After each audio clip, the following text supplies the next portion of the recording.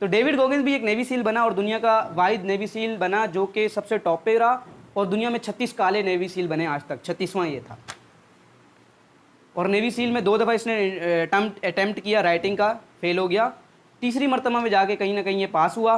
वो अपनी कहानी सुनाता है, वो कहता है कि जी मैंने ज़िंदगी में सारे दुख देखे, मसलन मेरे बाप ने हम पे बहुत जुल्म किए बचपन से, उसके पास कोई फ्यूचर नहीं था, पढ़ वो सका नहीं, बहुत ही स्ट्रगल के बाद, यानी क्योंकि मैंने बताया रिसर्च बताती है कि दुनिया में सबसे ज़्यादा जहनी भी और जिस्मानी दर्द अगर किसी ने सहा है तो वो डेविड गोगिंस ही है, इसीलिए उसको toughest man on the world कहा जाता है। आप उसकी तस्वीर देखिएगा, आपको पता लग जाएगा वो किस तरीके का इंसान है।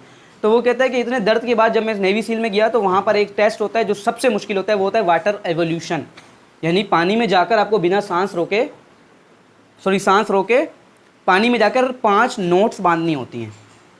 क्लियर? तो वो कहते हैं इस टाइम जो आपको ट्रेनर दिया जाता है ना, उसको ये ड्यूटी लगाई जाती है कि तुमने इससे इतनी सख्त ट्रेनिंग लेनी है कि ये छोड़ के भाग जाए। क्लियर? वो कहता है कि जी जब अच्छा उसको किडनी का भी इशू है, उसको हार्ट का भी इशू है, 2 इशू भी हैं उसका, हार्ट में भी उसके सुराग है, मतलब उसके साथ मसाइल भी इतने। तो कहते हैं जब मैं नेवी सील में जब नीचे गया और मैं जब तीसरी नोट बांध रहा था ना, तो वो मेरे ऊपर यानी मुंह पे छिटे मारने लग गया कि ताकि ये क्या करे जी, छोड़े, ये ना बांध पाए, क्योंकि उन्हें फेल करना होता है। इन ट्रेनर की जो होती है ना ड्यूटी के, तुम जितने फेल करोगे उतना हम तुम्हें हाई मानेंगे। तुम्हारा काम है लोगों को फेल करवाना, क्योंकि नेवी सील मैंने बताया हर साल 100 में से 6 लोग सिलेक्ट होते हैं।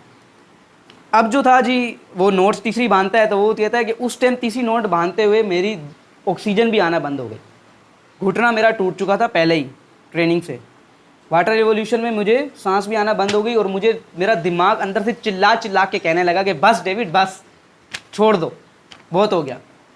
क्योंकि ज़ाहिर है पहली दफ़ा 2 दफ़ा राइटिंग में फेल हुआ, मतलब रिटन टेस्ट में, फिर तीसरी दफ़ा यहाँ तक पहुँचने के बाद अल्टीमेट आखिरी ट्रेनिंग में जो हो रही है उसमें फेल होने वाला है। तो कहता है कि फिर उस टाइम तो मैं मतलब कि मुझे लगा डेथ के, यानी मैंने कहता है डेथ को एक्सपीरियंस किया, नियर डेथ, कि ये मेरे मौत इतनी करीब थी कि ऑक्सीजन भी मुझे नहीं आती अगर मैं पानी से बाहर नहीं आता। और कहता है जब तक वो ट्रेनर नहीं बुलाएगा ना, आप पानी से बाहर नहीं आ सकते, ये रूल है, या तो आप हार क्विट करोगे तब बाहर आओगे, वरना जब तक वो नहीं बोलेगा आप बाहर नहीं आ सकते। तो कहता है डेविड गोगिंस उस टाइम मेरी ज़िंदगी में मेरे साथ एक चीज़ हुई, और फिर वो सिखाता है कि उस चीज़ ने मेरी मेंटल टफनेस को बढ़ाया और आप भी बढ़ाओ। कहते दुनिया के मैंने जितने भी गम या दर्द सहे थे ना, वो सब मेरी आंखों के सामने चमके। उन्होंने मुझे बताया कि जो शख्स इतने दर्द के बाद यहाँ तक पहुँच सकता है ना, वो ये कर सकता है। कहता मैंने तीसरी तो बहुत मुश्किल से बांधी, लेकिन चौथी और 5वीं मैंने बहुत इत्मीनान से बांधी, और जो कि मुझे ट्रेनर देख के हंस रहा था कि ये छोड़ेगा, मैं भी उसको देख के हंसने लग गया। कहता है मुझे ये बात समझी कि डर को डराओ, दर्द को और दर्द दो और डर को डराओ, ये बेसिकली मेंटल टफनेस का बढ़ाने का तरीका है। अब वो 4 पॉइंट सिखाता है कि मतलब मैंने कैसे किया। Number 1, this world is your ultimate training ground. ये वही पॉइंट है सर, जब वो इस हालत में था ना तो उसको याद आया कि ये पूरी जो दुनिया है ना, पूरी दुनिया वो मेरे लिए अल्टीमेट ट्रेनिंग ग्राउंड है। वो कहते हैं वरियर माइंडसेट लेकर वही पैदा हो सकता है जो ये सोचे कि सब लोग मेरे मुखालिफ हैं, अब मेरा तो कोई है ही नहीं, अब जो हूँ वो मैं हूँ, अब मुझे खुद ही करना है जो करना है। वो कहते हैं वरियर माइंडसेट की सबसे बड़ी ये है कि वो ये अपने आप को पहले ही सिखा देता है कि भाई मैं ही हूँ जो कर सकता हूँ अपना, और मेरे बारे में कोई कुछ भी नहीं करेगा। नंबर 2 ये बात वो कहते हैं कि हाँ, अब क्या हुआ जब वो इसने ये ट्रेनिंग पूरी की ना, तो उसी जो उसका ट्रेनर था उसका नाम था सैंकी साइको पीट, उसने क्या किया कि 2 ट्रेनर इसके ऊपर छोड़े और बोला बियर क्रॉल्स करवाओ। किसी को पता है बियर क्रॉल्स यहाँ क्या होती है? बियर क्रॉल्स जो यूं करके गोल गोल घूमते हैं। कहता है उन ट्रेनर्स ने क्या किया, उनको पता था इसका घुटना टूटने वाला है, लगभग टूटने, कहता है मेरा घुटना टूट भी गया उसी ट्रेनिंग के अंदर, लेकिन मैं बस नहीं कर रहा था। 2 घंटे उन्होंने मुझसे वो ट्रेनिंग कराई, 2 ट्रेनर्स ने, आखिर वो थक गए, उन्होंने मुझे बोला डेविड गोगिंस तुम्हारे अंदर सुपरमैन कहाँ से आ गया है? कहता है उस दिन ना, फिर कहता है मैंने एक पॉइंट पकड़ा है जो मैं आपको बताता जाता हूँ कि मैंने मोटिवेशन को महसूस किया है बाकायदा। अब मोटिवेशन को सर फैसल भाई महसूस कैसे करते हैं? ऑब्सेशन के साथ। वो कहता है कि ये जो सारी की सारी जो हमारा ब्रेन, जब हम कोई काम कर रहे होते हैं या दर्द महसूस कर रहे होते हैं जिम करते हुए, या वैसे भी कोई काम करते हुए मन नहीं लग रहा होता, कहता है हमारा जो दिमाग अंदर से कह रहा होता है ना बस कर दो बस कर दो, वो कहता है ये हमारा सिम्पैथेटिक नर्वस सिस्टम होता है। अब वो कहते हैं सिम्पैथेटिक नर्वस सिस्टम, पार्ट 2 पढ़ेंगे, लिखा है sympathetic nervous system is responsible for your fight और फ्लाइट मूड। वो कहता है ये जो सिंथेटिक नर्वस सिस्टम है ना, बेसिकली ये आपको या तो क्विट कराने के लिए और आगे बढ़ाने के लिए, दोनों के लिए यही जिम्मेदार है। कहता है अब होता क्या, और ये सच में होता है, आप करके देखिएगा, ये मैं अब आप लोग की ड्यूटी लगा रहा हूँ। अब ड्यूटी सुन ले क्या है, जिस शख्स ने पुशअप नहीं किए वो पुशअप करेगा, जिसने रनिंग नहीं की वो रनिंग करेगा, कोई भी फिजिकल स्ट्रेंथ करें, क्योंकि फिजिकल से ये ज़्यादा महसूस होते हैं, मैंने भी करके देखा है। और सबसे आसान स्ट्रेंथ बता रहा हूँ, एक रोप ले लें और जंपिंग करना स्टार्ट कर दें, और छोड़ना कब तक नहीं ये ज़रा सुन लें।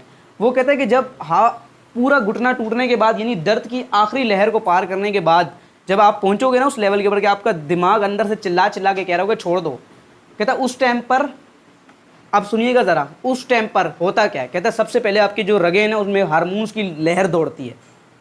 सबसे पहला काम ये होता है, कहते हैं वो लहर इतनी तेज़ दौड़ती है कि पूरे रगों में खून को बढ़ा देती है, वो जाती है दिमाग तक। कहता है दिमाग तक जैसे ही जाती है, दिमाग कहता है क्यों इतना कष्ट उठा रहे हो, क्यों इतनी मुसीबत उठा रहे हो, बंद करो बंद करो। कहते दिमाग चिल्लाने लग जाता है, मतलब आप अपने आप को रोक देते हो दिमाग, क्योंकि सब कुछ दिमाग करा रहा है। कहते हैं अगर उस टाइम आप एक बात याद रख सकते हो, अब ये तीसरा पॉइंट है, रिप्लेस वरी विद विजुअलाइजेशन। कहते हैं अगर उस टाइम आप अपने आप को ये याद दिला सकते हो ना कि मैंने पहले भी बहुत कुछ किया और मैं पहले भी बहुत दफ़ा हारा हूँ, और उन हारने के बाद अगर आज मैं कोशिश कर रहा हूँ, इसका मतलब मैं ये भी जीत सकता हूँ। सर दोबारा बताऊँ ये पॉइंट, किसी को ना क्लियर हुआ हो। वो कहता है कि उस टाइम अगर अपने आप सेल्फ टॉक कर सकते हो ना कि अगर मैं यहाँ तक पहुँचा हूँ और ये वाली कोशिश कर रहा हूँ, तो इसका मतलब मैं पहले बहुत सारी कोशिश करके पार करके यहाँ तक आया हूँ। तो अगर आज दानिश इस्माइल ये वाली वर्कशॉप करवा रहे हैं तो 10 पहले करवाई हैं, तो उसका दिमाग चिल्ला चिल्ला के कह रहा है कि रुकना नहीं है, लोगों को यहाँ पे इस बार अप करके भेजना है, मेंटल टफनेस सिखा के भेजनी है।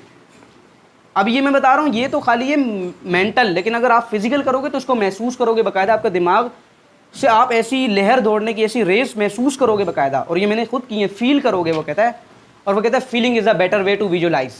वो कहता है जिस वक्त आप फील कर रहे हो तो वरी ना हो, परेशान होने के बजाय विजुअलाइज करो कि भाई मैंने ये कर लिया तो मैं क्या बनूंगा। तो वो कहता है ये है वरियर माइंडसेट का तीसरा पॉइंट। और आखिरी वो कहता है कि इस वक्त जो बंदा छोड़ेगा नहीं ना इस काम को, वो पता है कौन होगा, या जो शख्स करते करते कभी ज़िंदगी में क्विट कर देता है, और जो नहीं करते। वो कहता है आप देखोगे दो तरह के इंसान, तीसरे देखोगे ही नहीं। वो कहेगा आप ऐसे देखोगे कि एक बंदा है वो ज़िंदगी भर फेलियर ही फेलियर फेलियर फेलियर फेलियर ही आ रहा है। अब वो जो काम हाथ डालते हैं, कुछ लोग नहीं कहते हम जो काम हाथ डालें यार सभी डूब जाते हैं।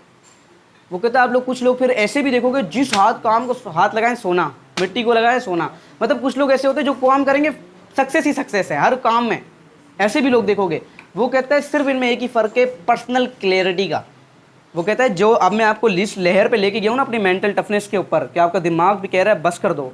कहता है अगर वहाँ कोई चीज़ अगर आपको नहीं छोड़ेगी ना तो पर्सनल क्लैरिटी नहीं छोड़ेगी। कहता है अगर आपके पास ना चंद सवालात के पर्सनल जवाब होने चाहिए, मसलन नंबर 1 मैं ये काम कर रहा हूँ मैं क्यों कर रहा हूँ, नंबर 2 मैं इस जगह जिस वक्त हूँ ना मैं क्यों हूँ, इसके पीछे की वजह क्या है, नंबर 3 मेरी ज़िंदगी में जो लोग हैं वो क्यों हैं, और क्यों हैं वो लोग जिनसे मैं बचता हूँ। कहता है अगर इन 4 सवालों के जवाब हैं तो फिर तभी आप नहीं रुकोगे, वरना फिर भी रुक जाओगे, क्योंकि मेंटल आपको मारेगा, मेंटल टफनेस तोड़ देगी आपको। वो कहता है ये 4 सवाल आपके पास पर्सनल क्लैरिटी के होने चाहिए। इसमें सर कोई सवाल है तो बताएं, नहीं तो मैं आगे चलूँ।